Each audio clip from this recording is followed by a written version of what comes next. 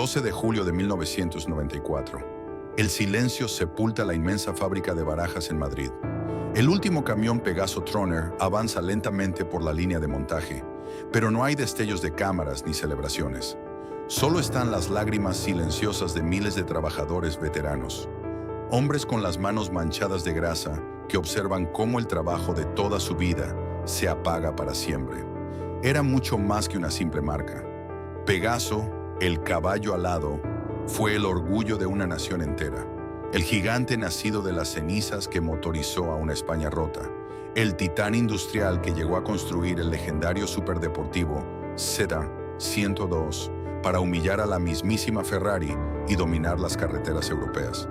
Sin embargo, en un abrir y cerrar de ojos, este imperio intocable se desplomó. Fue desmantelado pieza por pieza, vendido al mejor postor y su icónico emblema borrado de la historia, reemplazado fríamente por las siglas del grupo italiano Fiat. ¿Cómo es posible que el mayor símbolo industrial de España, respaldado incondicionalmente por el Estado y dueño de un monopolio absoluto, colapsara tan rápido y con tanta violencia al enfrentarse al mercado real? ¿Qué oscuros secretos financieros, presiones políticas y errores de cálculo se escondían bajo ese brillante capó de orgullo nacional? Acompáñanos a abrir las pesadas y oxidadas puertas de las gigantescas plantas de Barcelona, Madrid y Valladolid. Descubre la verdadera y dolorosa historia detrás del auge y la caída de Pegaso. Una lección implacable sobre el precio mortal de la burocracia, la protección estatal y las ilusiones industriales. España, 1946. El país es un fantasma de lo que alguna vez fue. Una nación exhausta que respira con dificultad bajo el peso de sus propias ruinas. Tras la devastación implacable de la guerra civil y en el contexto de una Europa que apenas comienza a despertar de la pesadilla de la Segunda Guerra Mundial, la península ibérica se encuentra sumida en un asfixiante aislamiento internacional. Las fronteras están cerradas, los aliados de antaño han dado la espalda al régimen de Francisco Franco y el país se ve obligado a abrazar la autarquía, un modelo de supervivencia económica basado en la autosuficiencia extrema. Son los conocidos años de hambre. No hay combustible, no hay repuestos, no hay maquinaria. Las carreteras españolas, un entramado de tierra y asfalto quebrado, están vacías o, en el mejor de los casos, transitadas por vehículos moribundos de antes de la guerra que funcionan gracias al ingenio desesperado de mecánicos locales. El transporte logístico, el sistema circulatorio de cualquier economía moderna, ha colapsado por completo. Es en este abismo de necesidad donde la supervivencia del Estado pende de un hilo que nace una ambición desmesurada. Ante la imposibilidad de importar vehículos o tecnología, el gobierno decide que España deberá fabricarlos.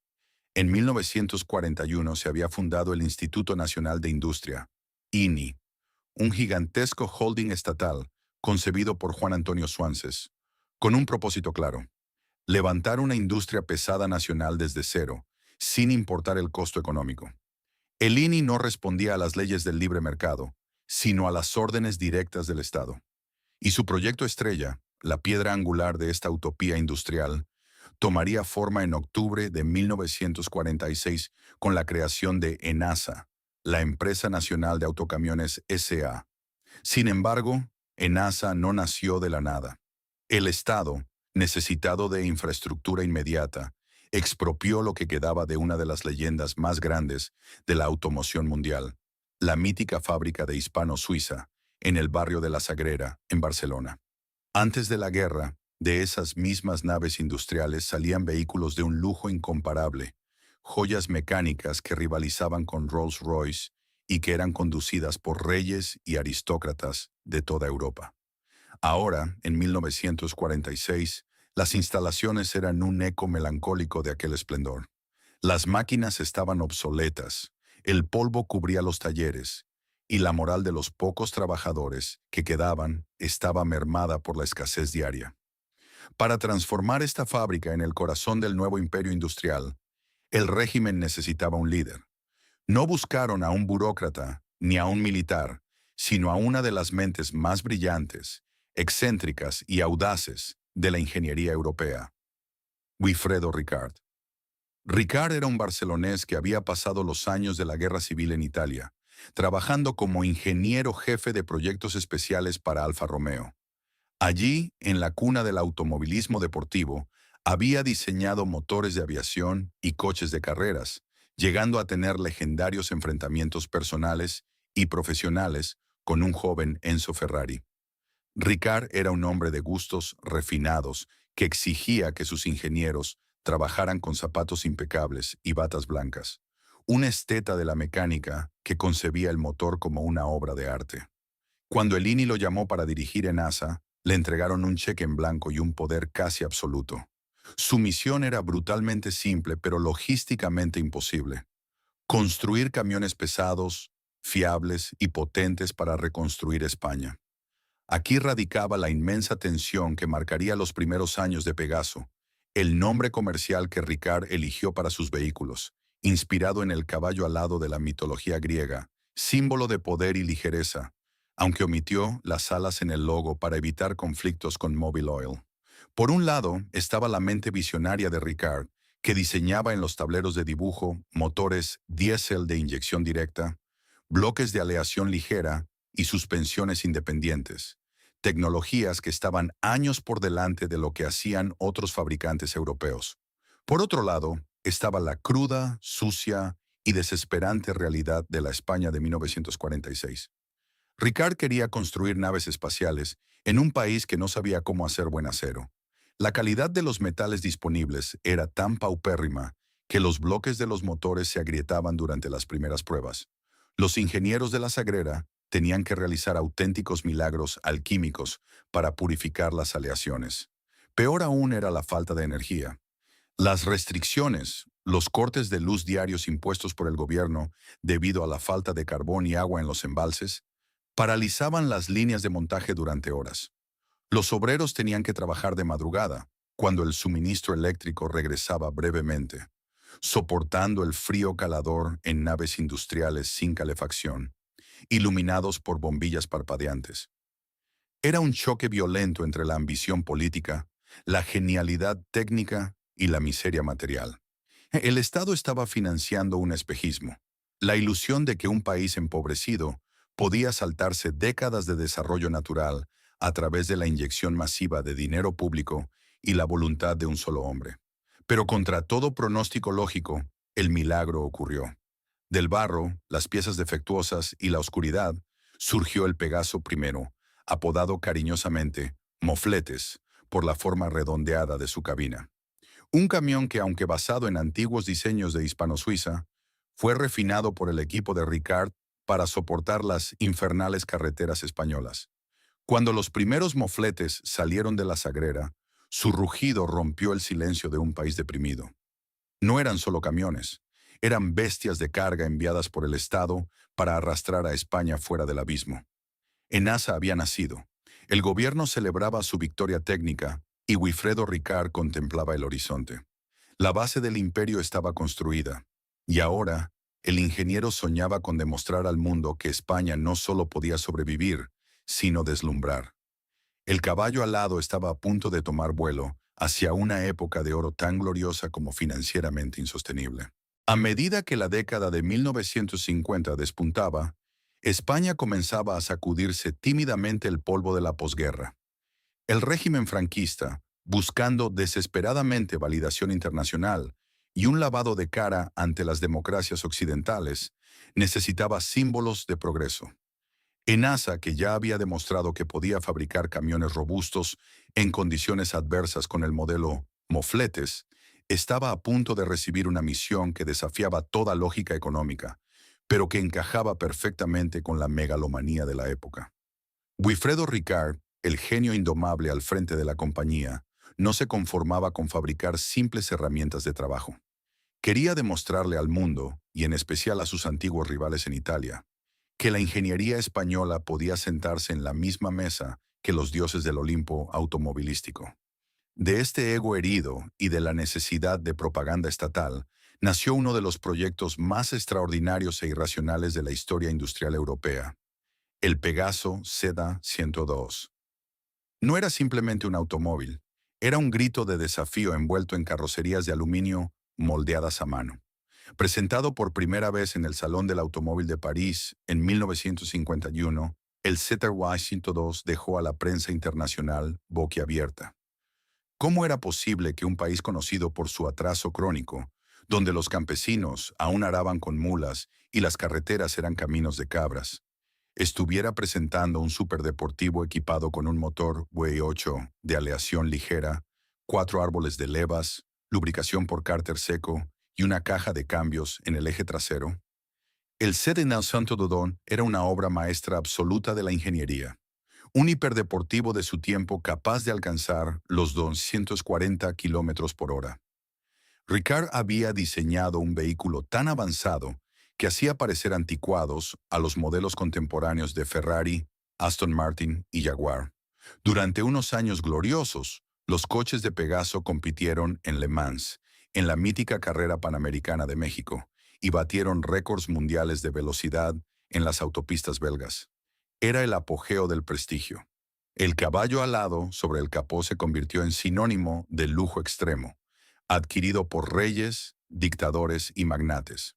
Sin embargo, mientras el ZY-102 acaparaba portadas en revistas de todo el mundo, la realidad industrial de NASA estaba mutando a una escala gigantesca.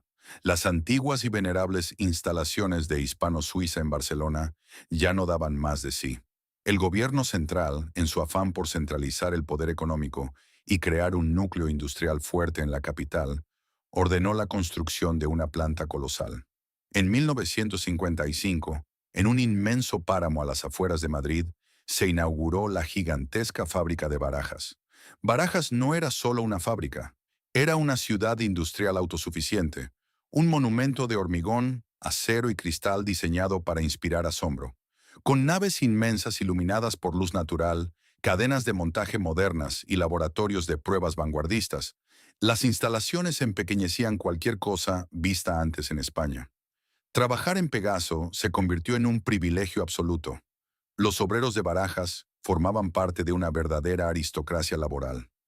El Estado paternalista les proporcionaba economatos, asistencia médica, escuelas para sus hijos e incluso viviendas. La Escuela de Aprendices de ENASA se transformó en la institución de formación profesional más prestigiosa del país. Entrar allí a los 14 años garantizaba un empleo de por vida, un sueldo envidiable y un estatus social inalcanzable para la inmensa mayoría de los trabajadores españoles de la época. Y desde las entrañas de esta nueva metrópolis industrial, nació el verdadero motor de la economía española. Si el Z-102 fue un deslumbrante ejercicio de vanidad y prestigio, el camión Pegaso Comet, lanzado en 1961, fue el salvador pragmático. Fruto de una inteligente colaboración tecnológica con la británica Leyland Motors, un acuerdo vital tras la jubilación de Ricard, el Comet abandonó la complejidad innecesaria en favor de la fiabilidad pura. Era un vehículo más ligero, infinitamente más económico de producir y de mantener, pero con una resistencia brutal, diseñado específicamente para soportar sobrecargas masivas y maltrato diario sin rechistar. El Comet fue el vehículo que, literalmente, motorizó a España. Transportó los millones de ladrillos que construyeron los nuevos barrios periféricos, distribuyó alimentos por todos los rincones de la geografía nacional y llevó el progreso a las aldeas más aisladas. Durante la década de los 60, que coincidió con el milagro económico español, impulsado por los planes de estabilización y el boom del turismo, casi 7 de cada 10 camiones que circulaban por las carreteras del país llevaban el inconfundible logo de Pegaso. La marca alcanzó una penetración de mercado casi absoluta.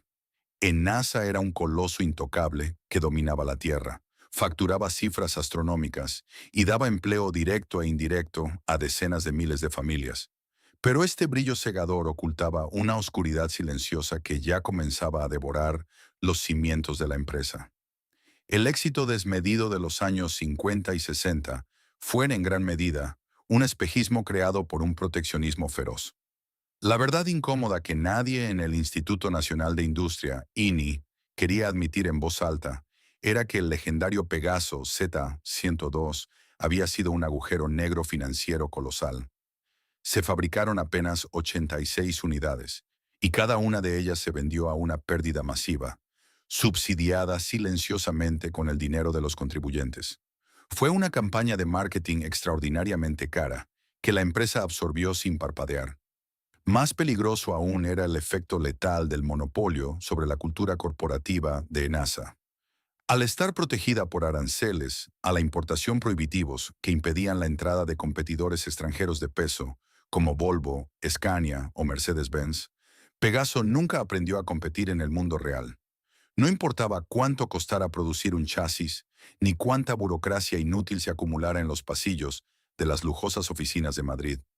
Los transportistas españoles tenían que comprar camiones Pegaso porque sencillamente no tenían otra opción viable. La gigantesca plantilla creció de manera desproporcionada. Los costos de producción se inflaron artificialmente para mantener la paz social, y la eficiencia se convirtió en un concepto abstracto. Era irrelevante en una empresa donde el Estado siempre estaba dispuesto a cubrir cualquier déficit a fin de año. Pegaso había construido unas alas magníficas y volaba más alto que nadie en el cielo protegido de España. Pero sus plumas estaban pegadas con la frágil cera de la financiación pública y el monopolio. En los pasillos dorados del poder, nadie previó que tarde o temprano, ese sol artificial que los calentaba iba a desaparecer, y que los fríos vientos de Europa estaban a punto de desatar una tormenta perfecta. A finales de la década de 1960, ENASA proyectaba la imagen de un gigante invencible. Sus camiones dominaban cada kilómetro de asfalto en España.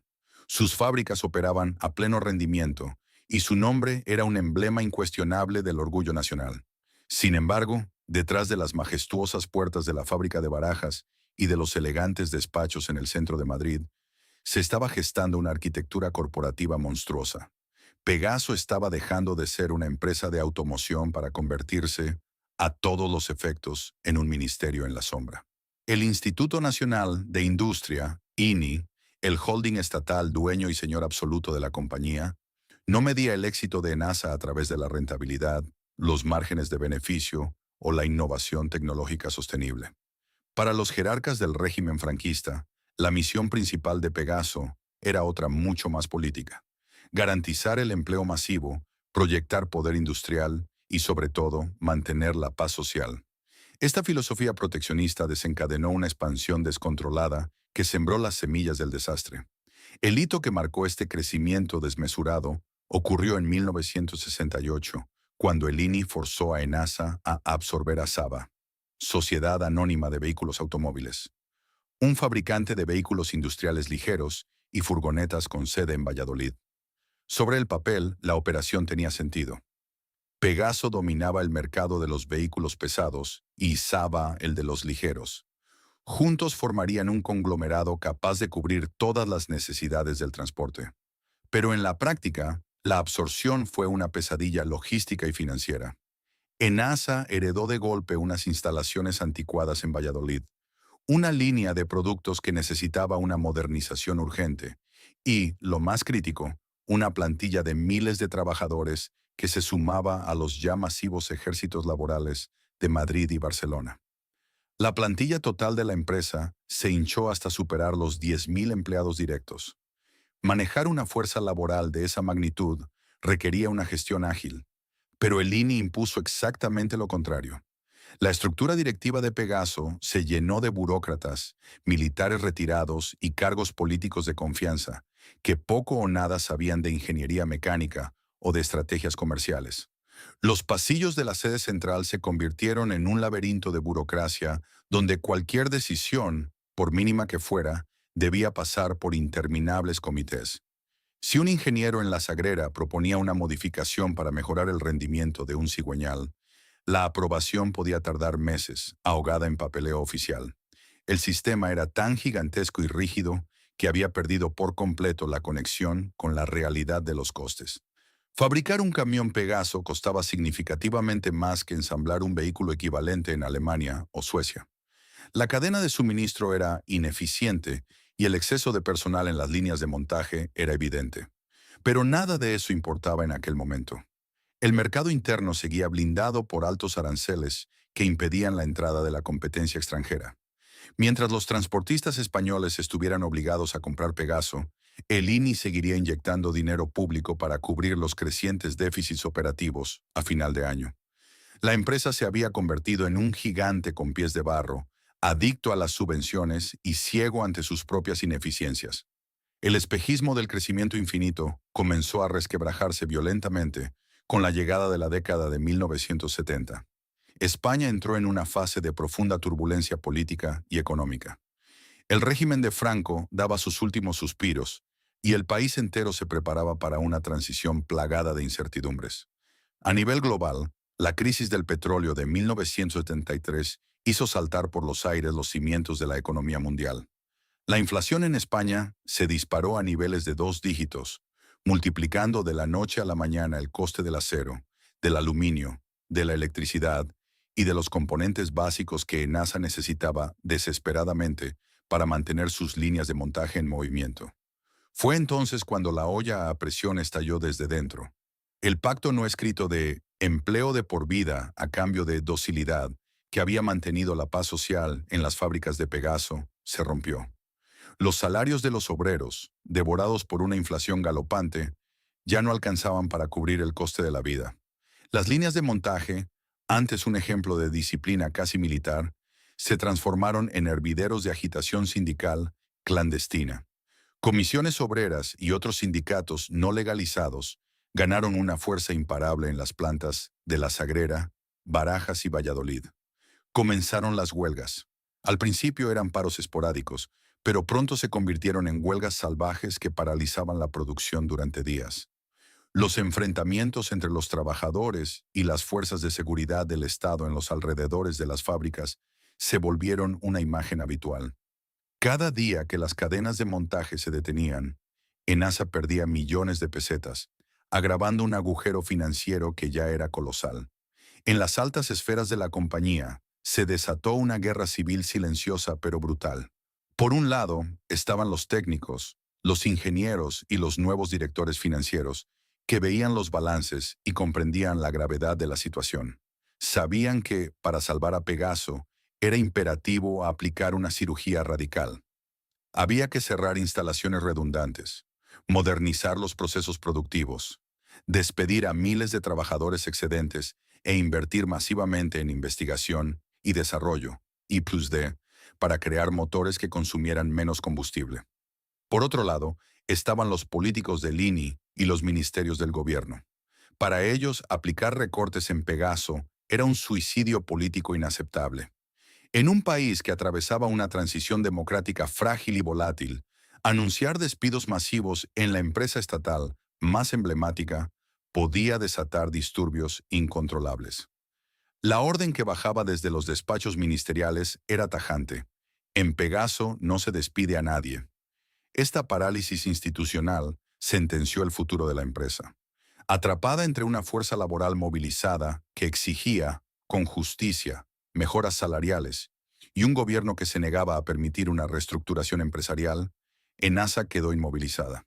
Se le exigía competir como una empresa capitalista moderna, pero se le obligaba a operar con las ataduras de un ministerio de asistencia social. Sin dinero para desarrollar nuevas tecnologías y lastrada por unos costes operativos insostenibles, Pegaso comenzó a quedarse irremediablemente rezagada respecto a sus rivales europeos. El gigante estaba sangrando, y sus administradores, aterrados por las consecuencias políticas, solo le ponían tiritas a una herida mortal. Mientras tanto, las fronteras de España se preparaban lentamente para abrirse, y en el horizonte ya se perfilaban las siluetas de los grandes fabricantes europeos, afilando sus colmillos, listos para devorar a un león viejo y cansado que había olvidado cómo cazar. Acosada por una crisis económica interna asfixiante y un mercado nacional que comenzaba a dar síntomas alarmantes de agotamiento, la dirección de ENASA buscó desesperadamente una vía de escape. Si la maltrecha economía española ya no podía absorber la gigantesca producción que escupían diariamente las fábricas de Barajas y Valladolid, la solución lógica y urgente era exportar.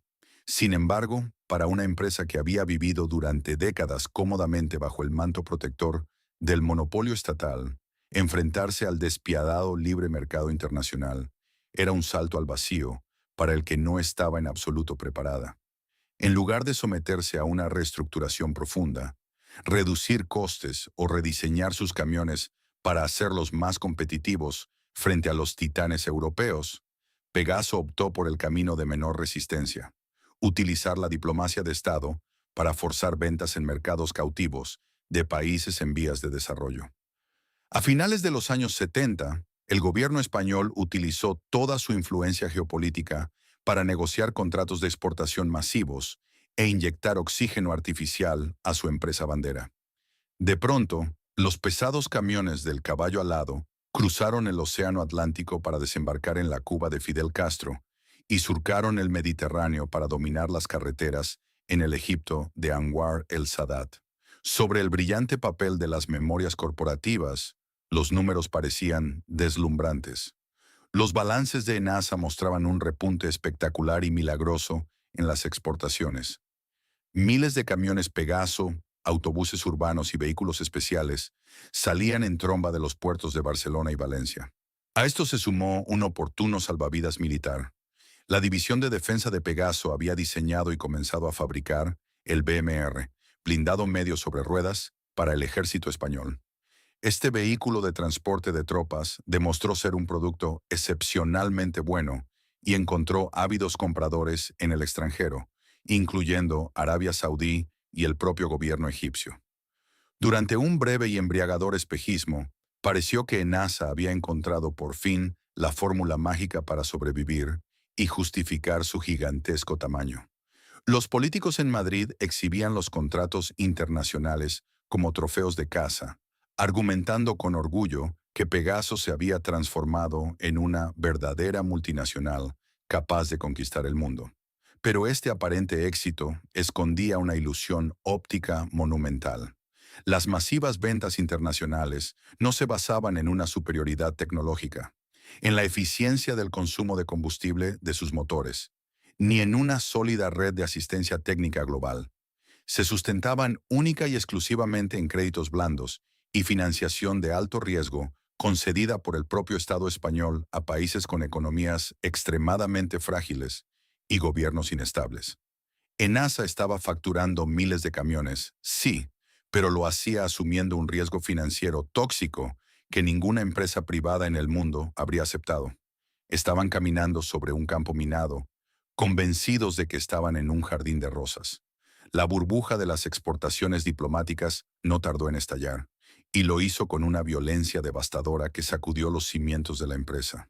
A principios de la década de 1980, la volatilidad política y financiera del norte de África y Oriente Medio dictó una sentencia cruel. Egipto, el mercado estrella internacional, que supuestamente iba a equilibrar para siempre las cuentas de Pegaso, entró en una profunda crisis de liquidez y suspendió los pagos de forma abrupta. El impacto en la lujosa sede del Instituto Nacional de Industria en Madrid fue sísmico. De la noche a la mañana, ENASA se encontró con la línea de montaje llena de camiones militarizados y adaptados para el desierto que no tenían a dónde ir. Y lo que era infinitamente peor, se quedó con facturas multimillonarias que jamás serían cobradas. El publicitado milagro exportador se reveló como una trampa mortal. Pegaso había estado financiando el desarrollo logístico de países del tercer mundo con un dinero que en realidad no tenía.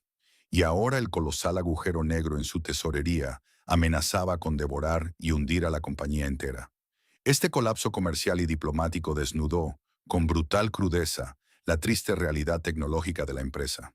Al intentar redirigir sus esfuerzos de ventas hacia Europa Occidental para compensar las sangrantes pérdidas del norte de África, Pegaso se dio de bruces contra un muro de hormigón armado. Los transportistas franceses, alemanes o belgas, acostumbrados a la implacable fiabilidad de Mercedes-Benz, la constante innovación en seguridad de Volvo o la fuerza bruta de Scania, miraban con absoluto desdén los catálogos de la marca española. Los modelos de Pegaso de aquella época, aunque duros y resistentes, eran pesados, ruidosos, anticuados y, sobre todo, extremadamente sedientos. En una Europa aún traumatizada por el precio del petróleo y enfocada en la eficiencia, El alto consumo de los pesados motores diésel españoles era una sentencia de muerte comercial instantánea. Ningún transportista europeo iba a arruinarse pagando combustible solo para llevar un caballo alado en la parrilla. La mayor tragedia de NASA en este punto crítico de no retorno fue constatar la total ausencia de un fondo de reserva para la investigación y el desarrollo I+D. Durante las largas décadas de bonanza, altos precios y monopolio asegurado, los abundantes beneficios no se habían reinvertido estratégicamente en diseñar la próxima generación de propulsores. Ahora, cuando la empresa necesitaba desesperadamente un bloque de cilindros moderno y eficiente para sobrevivir fuera de España, las arcas estaban dramáticamente vacías. Los brillantes ingenieros de Barajas sabían perfectamente cómo diseñar motores ganadores. El espíritu de Wilfredo Ricard aún flotaba en las oficinas de diseño, pero carecían de los miles de millones de pesetas necesarios para construir los laboratorios, registrar patentes y renovar la anticuada maquinaria de las fábricas. El gigante industrial español estaba atrapado, maniatado y con los ojos vendados en un laberinto sin salida. No podía vender en casa porque la crisis interna paralizaba la demanda. No podía vender en el extranjero subsidiado porque sus principales clientes estaban en bancarrota técnica. Y no podía vender en el competitivo mercado europeo porque su tecnología había quedado trágicamente obsoleta. El reloj de arena había comenzado a vaciarse de forma inexorable, y la tormenta definitiva que lo arrasaría todo ya se estaba formando en el horizonte. A medida que los años 80 avanzaban, el frágil ecosistema artificial que había mantenido con vida a ENASA comenzó a desmoronarse por completo. España estaba cambiando a una velocidad vertiginosa. Atrás quedaban los oscuros años de la dictadura, el aislamiento y la autarquía. El país, ahora una joven y vibrante democracia, ansiaba desesperadamente modernizarse, homologarse con sus vecinos y, sobre todo, integrarse en el anhelado Club Europeo. El gran objetivo nacional, la obsesión de toda una generación de políticos y ciudadanos, era la entrada oficial en la Comunidad Económica Europea, CEE. Un hito histórico que finalmente se materializaría el 1 de enero de 1986.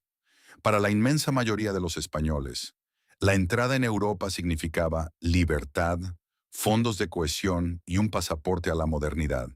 Pero para los directivos de Pegaso en Madrid y los miles de obreros en las fábricas de Barajas, La Sagrera y Valladolid, la palabra Europa tenía un sonido mucho más siniestro. Significaba el fin del proteccionismo. Implicaba la demolición absoluta y definitiva de los altísimos aranceles aduaneros que durante casi 4 décadas habían servido como un muro de hormigón impenetrable, manteniendo a los competidores extranjeros a raya y garantizando el monopolio de ENASA. Al otro lado de los Pirineos, los grandes depredadores de la automoción europea llevaban años esperando pacientemente este momento. Marcas como Mercedes-Benz, Volvo, Scania, MAN, DAF y Renault no eran simples fabricantes, eran corporaciones globales curtidas en las batallas más feroces del libre mercado. Eran gigantes que habían aprovechado la crisis del petróleo de los años 70 para reinventarse, invirtiendo miles de millones de marcos, francos y coronas suecas en investigación y desarrollo aerodinámico, en motores turboalimentados de bajo consumo y en cabinas diseñadas pensando en el confort absoluto del conductor. Cuando las barreras arancelarias españolas comenzaron a caer gradualmente en los años previos a la integración oficial y colapsaron por completo en 1986, estos lobos europeos cruzaron la frontera en manada, y lo que encontraron fue un mercado inmenso, sediento de renovación, dominado por una marca local que tecnológica y estructuralmente vivía anclada en el pasado. La comparación era sangrante. Frente a la elegancia, el silencio y la eficiencia extrema de un Volvo F12 o un Scania Serie 2, los camiones Pegaso de la época parecían reliquias de la Guerra Fría. Eran bestias pesadas, increíblemente ruidosas, con cabinas espartanas que castigaban la espalda de los camioneros y, lo que era imperdonable en la nueva economía, consumían una cantidad exorbitante de combustible.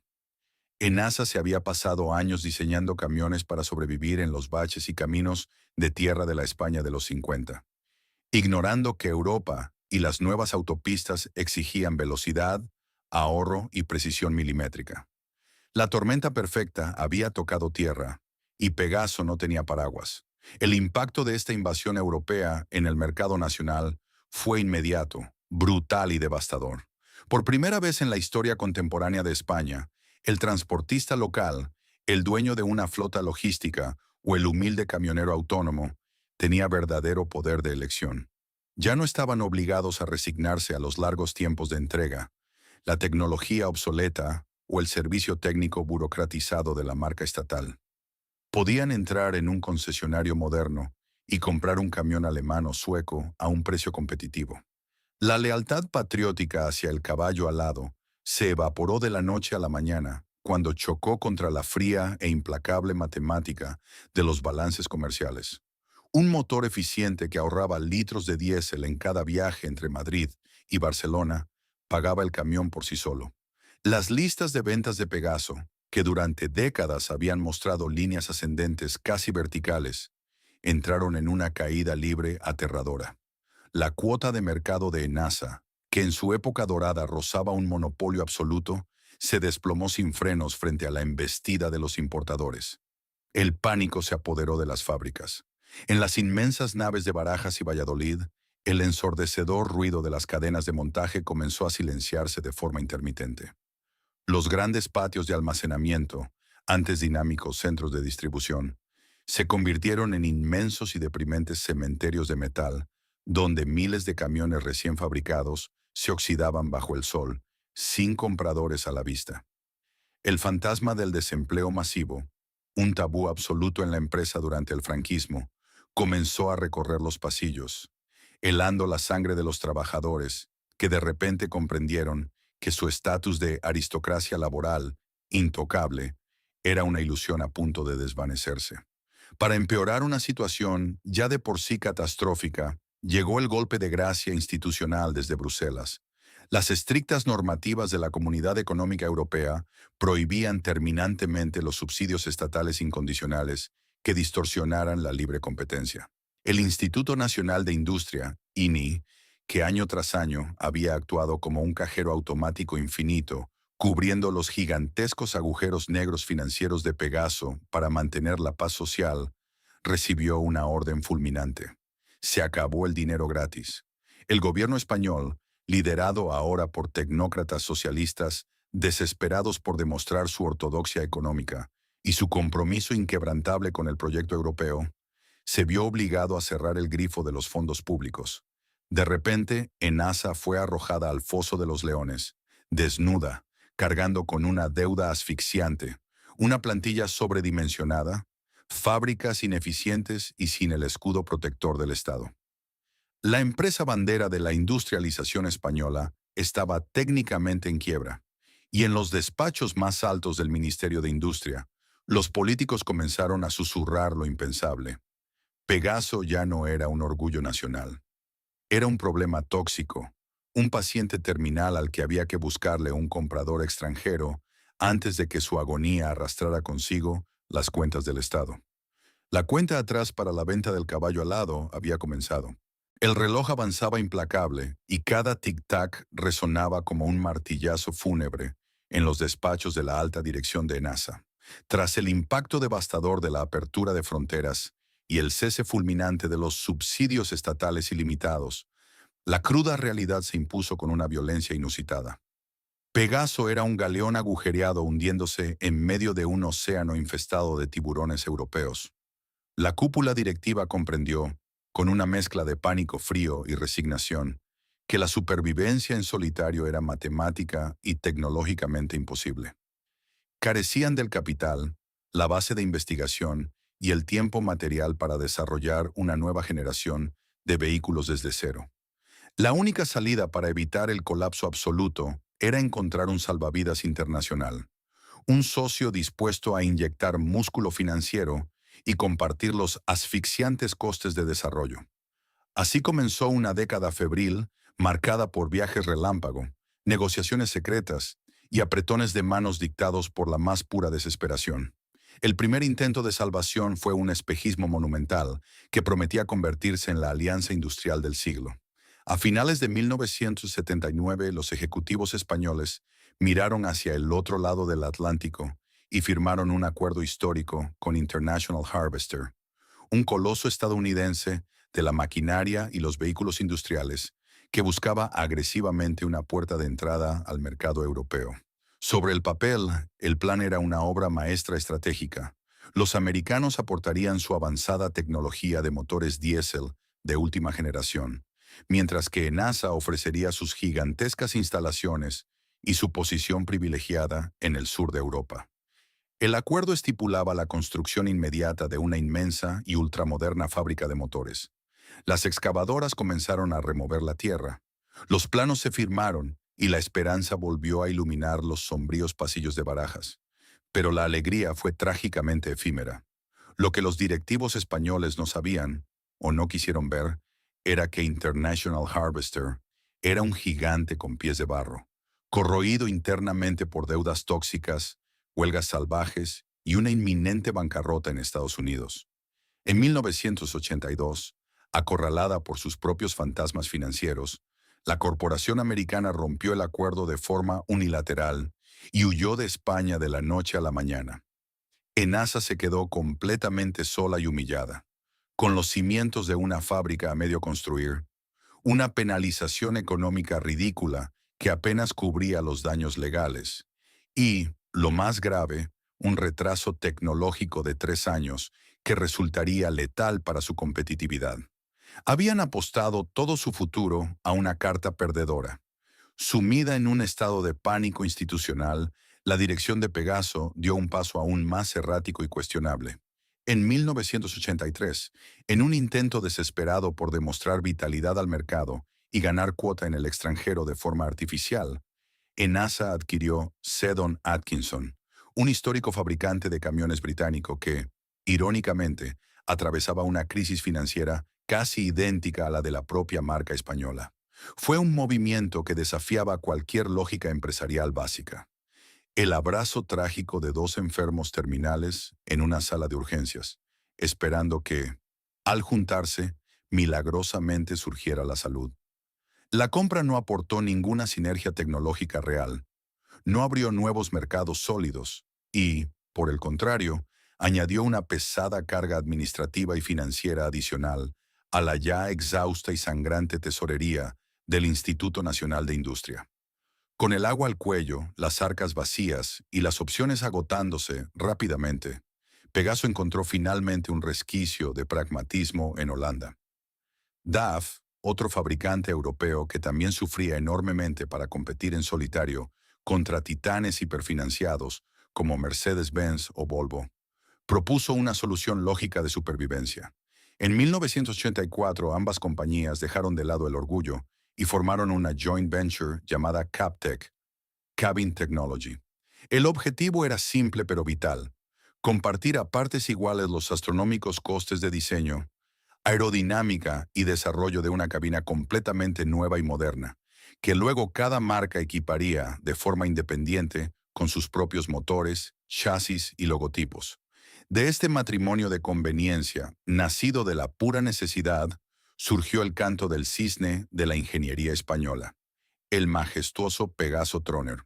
Presentado con gran pompa en el Salón del Automóvil de Barcelona en 1987, el Troner no era un simple camión, era una auténtica obra de arte industrial.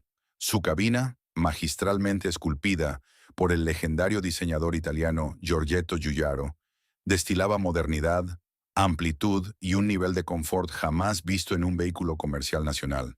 Debajo de esa imponente y futurista estética, los veteranos ingenieros de Barajas habían exprimido hasta la última gota de su talento y experiencia para exprimir y actualizar sus viejos bloques de motor, dotándolos de intercooler y alcanzando potencias de hasta 360 caballos.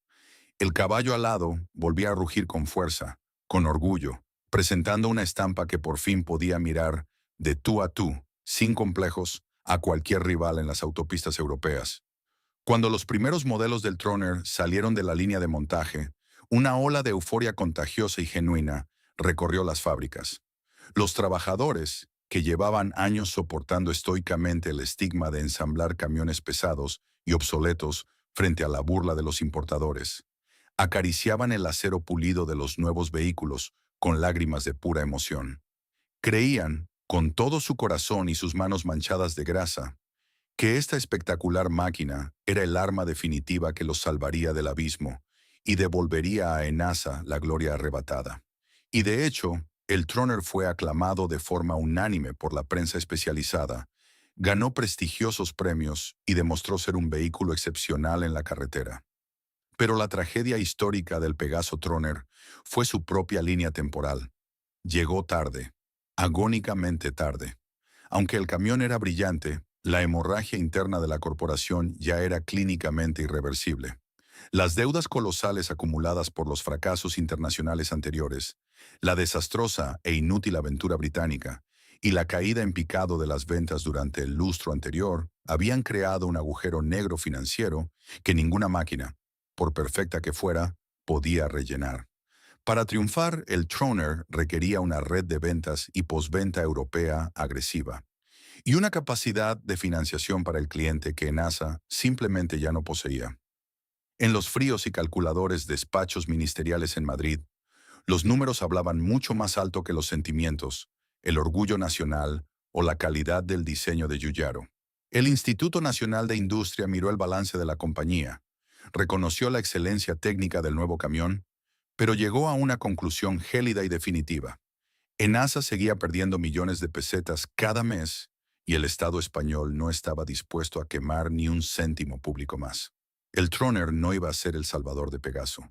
Se convertiría en su testamento de acero, el último y brillante escaparate decorado para intentar vender la empresa entera al mejor postor extranjero. El destino final estaba sellado irrevocablemente. A finales de 1989, el Instituto Nacional de Industria, INI, tomó la decisión más fría y dolorosa de su historia. Tras constatar que el Pegaso Troner, a pesar de su excelencia técnica, no había logrado detener la brutal hemorragia financiera de la compañía, el gobierno español dictó la sentencia definitiva. Enasa debía ser vendida. El orgullo nacional, el símbolo de la autarquía y el motor del milagro económico español fue colocado, literalmente, en el escaparate del mercado internacional de fusiones.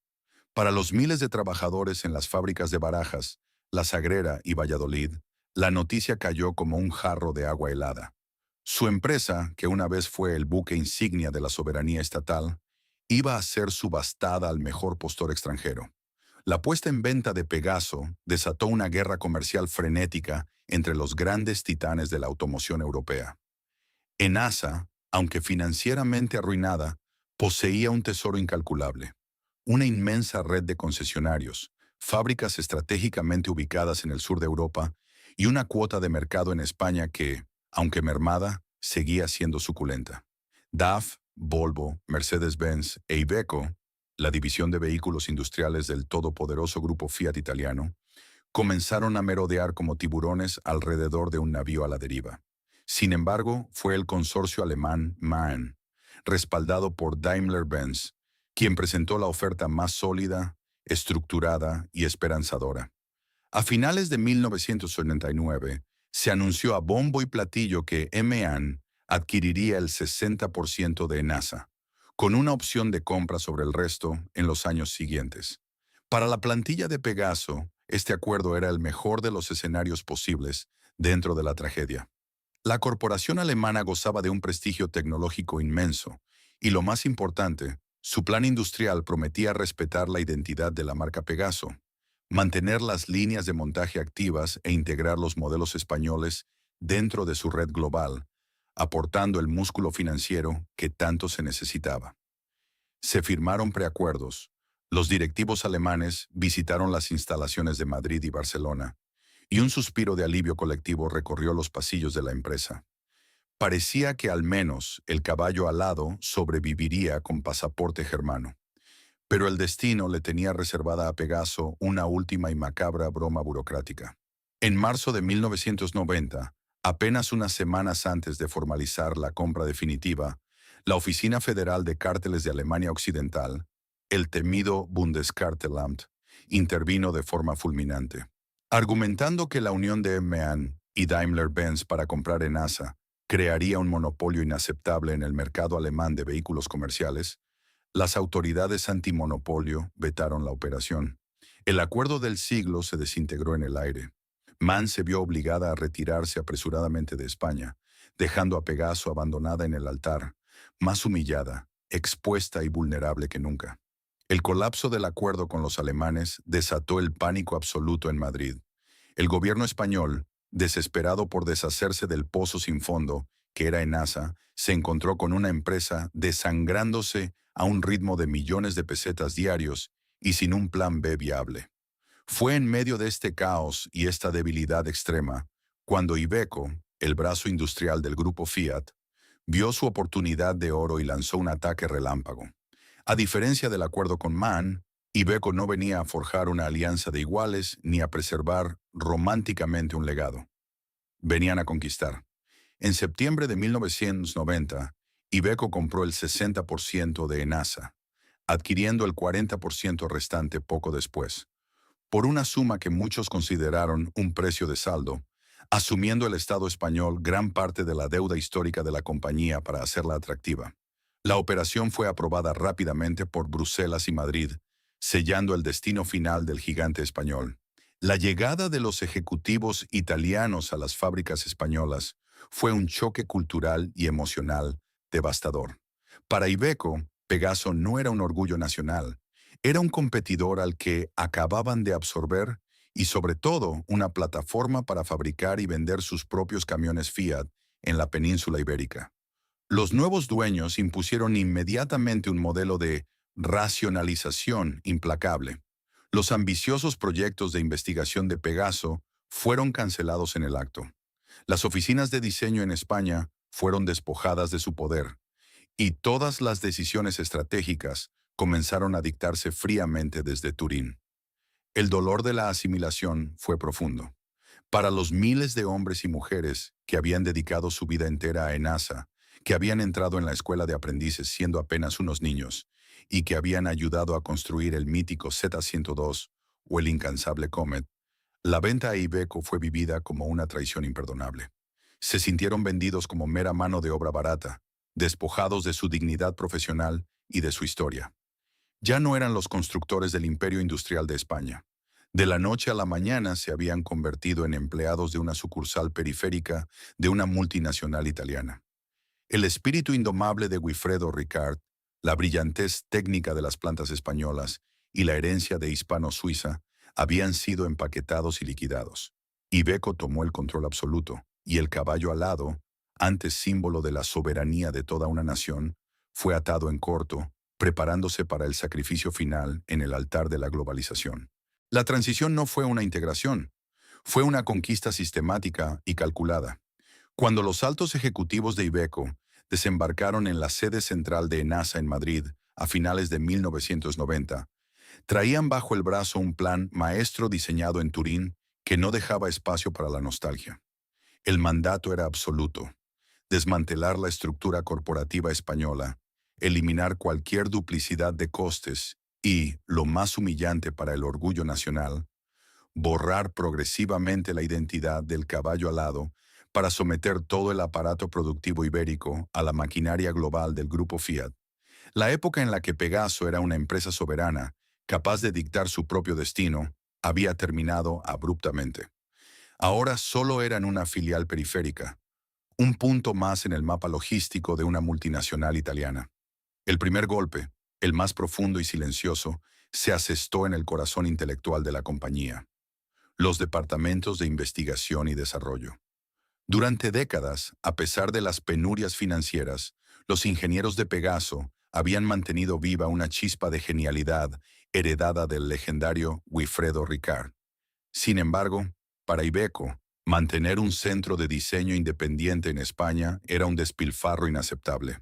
De la noche a la mañana, los proyectos de nuevos motores que estaban en fase de pruebas fueron cancelados fulminantemente. Los planos de las futuras cabinas terminaron en las trituradoras de papel. Los brillantes técnicos españoles, muchos de los cuales habían dedicado su vida a perfeccionar la mecánica nacional, fueron relegados a tareas menores, trasladados a labores administrativas o, en el peor de los casos, invitados a acogerse a planes de jubilación anticipada. Toda la innovación se dictaría a partir de ese momento desde Italia. El proceso de ibecoización se extendió rápidamente a las cadenas de montaje y a la identidad visual de la marca. Fue una agonía estética escalonada. Primero, el nombre de Iveco apareció tímidamente junto al de Pegaso en los concesionarios y en los documentos oficiales. Luego, las parrillas frontales de los camiones sufrieron la transformación. El histórico emblema del caballo sin alas comenzó a encogerse, cediendo el espacio central a las grandes y frías letras de Iveco. Los modelos más emblemáticos y queridos por los transportistas españoles, como el incombustible Comet o la serie Bocanegra, que aún mantenían un fuerte ADN local, fueron condenados a muerte en los despachos financieros. Se dejaron de fabricar para ser reemplazados por modelos de la gama Eurotec y Eurostar de Iveco, que simplemente se ensamblaban en España utilizando piezas enviadas desde el extranjero. La atmósfera en las inmensas fábricas de Barajas, La Sagrera y Valladolid se volvió irrespirable. Lo que antes era un bullicio ensordecedor de obreros orgullosos, sabiéndose la élite industrial del país, se transformó en un silencio sepulcral cargado de resentimiento y temor.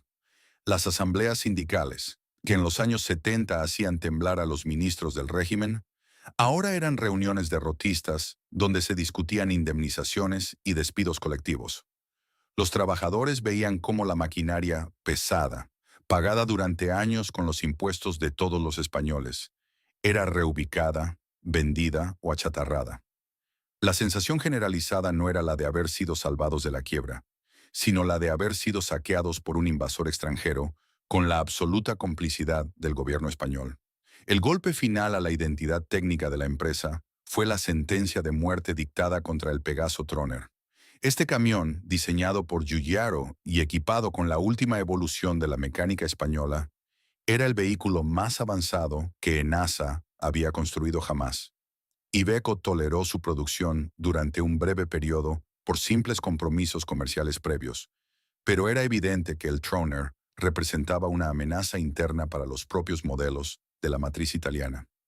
No iban a permitir que un producto con tecnología heredada de España compitiera dentro de su propio catálogo. El reloj de arena para el último gran camión español comenzó a vaciarse, preparándose para un desenlace que quedaría grabado a fuego en la memoria industrial del país. El 12 de julio de 1994 amaneció como un día laborable más en el calendario madrileño, pero dentro de los inmensos muros de la fábrica de Barajas, el aire pesaba como el plomo. Era la fecha marcada en rojo por la dirección de Turín para ejecutar la orden final. La línea de montaje del Pegaso Troner debía detenerse para siempre. Con esta paralización, no solo moría un modelo de camión, se extinguía definitivamente la fabricación de vehículos pesados con tecnología, chasis y motores 100% españoles.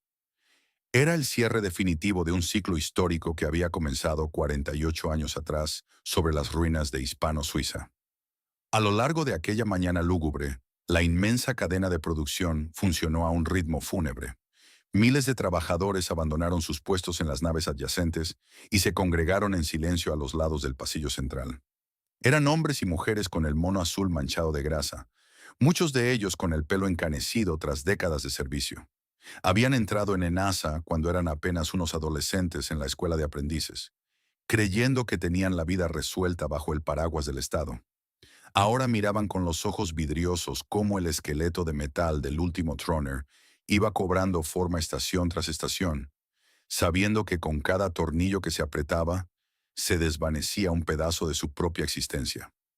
Cuando el último Pegaso Troner, adornado aún con el nostálgico caballo alado en la calandra, llegó al final de la línea y el motor rugió por primera vez, no hubo aplausos. Nadie descorchó champán, y los ejecutivos italianos brillaron por su ausencia, evitando inteligentemente el tenso escenario. Solo hubo lágrimas amargas y abrazos rotos entre los operarios veteranos.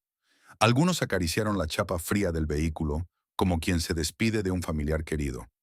Otros recogieron sus herramientas en silencio, sabiendo que el lunes siguiente ensamblarían piezas diseñadas en otro país, hablando otro idioma, bajo otras reglas.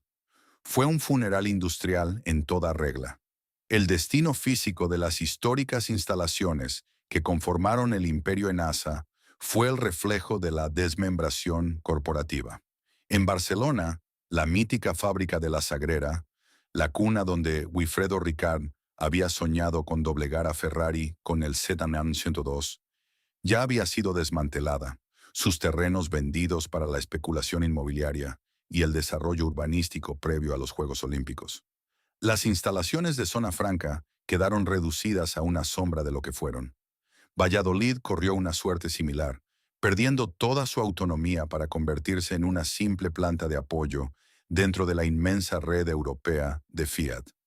Barajas, el coloso de hormigón que Franco inauguró con pompa y boato para asombrar al mundo, sobrevivió físicamente, pero perdió su alma. Iveco inyectó millones de liras para modernizar las líneas de ensamblaje, sí, pero la convirtió en una fábrica estrictamente subordinada. Se transformó en la planta de vehículos industriales pesados de Iveco en España, una instalación altamente eficiente y rentable, pero desprovista de cualquier capacidad de decisión estratégica o innovación tecnológica propia. Los obreros españoles pasaron de ser los artífices de un milagro autárquico a convertirse en un eslabón más de la cadena de suministro globalizada, compitiendo en costes y flexibilidad con otras plantas en Europa del Este o América Latina. El nombre de Pegaso resistió artificialmente unos años más, impreso en tipografía minúscula por debajo de los grandes logos de Iveco, como una concesión de marketing para no espantar bruscamente a los clientes más leales. Pero finalmente, cuando comenzó el nuevo milenio, la marca desapareció por completo de los catálogos y de las calandras. El caballo alado, que había nacido para volar sobre las cenizas de una España destrozada, fue definitivamente borrado. No murió en una batalla heroica, sino ahogado en un mar de balances financieros, decisiones políticas erráticas y la implacable fuerza de una globalización que no entiende de nostalgias ni de orgullos nacionales, sino únicamente de márgenes de beneficio. El silencio que hoy habita en los terrenos donde alguna vez se alzaron las inmensas naves de Pegaso es mucho más que el final de una fábrica. Es el eco de una época que España dejó atrás para siempre. La historia de Enasa no es simplemente la crónica de una corporación automotriz que no supo o no pudo adaptarse al mercado. Es el reflejo perfecto, crudo y doloroso de la transición de todo un país, desde la asfixiante autarquía de la posguerra, donde el Estado era el único arquitecto de la supervivencia, hasta el despertar abrupto y brutal a la realidad del capitalismo globalizado. Pegaso fue un gigante genéticamente diseñado para reinar en un ecosistema cerrado, mientras estuvo resguardado tras los muros del monopolio y el proteccionismo estatal. El caballo alado voló alto y con orgullo, pero el verdadero precio de esa prolongada protección artificial lo acabaron pagando quienes menos lo merecían. Las decenas de miles de trabajadores que entregaron su juventud, su sudor y su lealtad absoluta a un proyecto que, en el fondo, siempre tuvo los pies de barro. Sus manos manchadas de grasa construyeron el milagro español, pero cuando las reglas del implacable juego europeo cambiaron, fueron ellos quienes sufrieron el desgarro humano de la reconversión industrial. Hoy, el emblema de Pegaso ya no adorna las calandras de los camiones que cruzan Europa. Sin embargo, su legado se niega a desaparecer en el olvido. Sobrevive en los rincones de los viejos polígonos industriales, en la memoria de los camioneros veteranos que aún recuerdan el rugido indomable de un Comet subiendo un puerto de montaña, y en las lágrimas derramadas aquel trágico día de 1994 en Barajas. Su caída nos deja una lección invaluable y atemporal. Una industria impulsada únicamente por el orgullo nacional, la burocracia política y el dinero público, pero carente de competitividad real, es solo un majestuoso castillo de naipes esperando el primer soplo de viento del libre mercado. ¿Qué opinas sobre el destino final de Pegaso? ¿Crees que el gobierno español podría haber gestionado mejor la crisis para salvar su industria pesada? ¿O consideras que su colapso ¿Era un final completamente inevitable frente a la eficiencia de los gigantes europeos? Déjanos tu reflexión en los comentarios. Si este viaje a través de las luces y sombras de la historia industrial te ha cautivado, no olvides suscribirte al canal y dejar tu me gusta para seguir desenterrando juntos los grandes imperios caídos.